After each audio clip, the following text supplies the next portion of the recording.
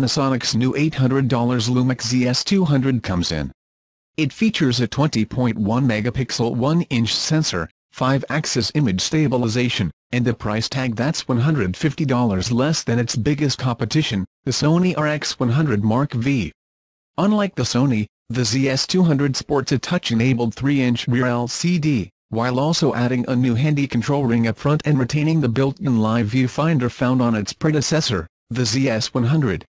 Yet where the ZS200 really shines is with its f/3.3-6.4 Leica lens with a 15x zoom that converts to a 35mm equivalent of 24 to 360mm, which is way longer than the 24 to 70mm zoom on the RX100.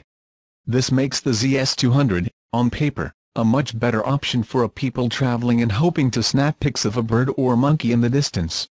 However, as a pure video cam, while both can record 4K footage at 30 fps, the ZS200 lags slightly behind the Sony as it's limited to slow-motion capture at 120 fps at 1080p versus the Sony's crazy 960 fps. The RX100 also has higher burst speeds and can shoot 24 frames per second, while the ZS200 tops out at 10 fps full-res shots. Though if you don't mind switching over to the ZS200's lower resolution 4K photo mode, you can bump the camera's speed up to 30 fps. One last feature Panasonic is touting on the ZS200 is the addition of the company's new AL monochrome filter, which supposedly adds truly random speckling to produce the closest thing to real film grain you can get on a digital camera.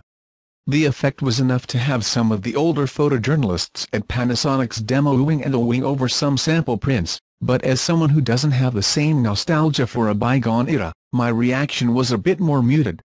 The specs are impressive, but we won't know more about how good a potential shooter it is until it's available March 20th in either black or silver.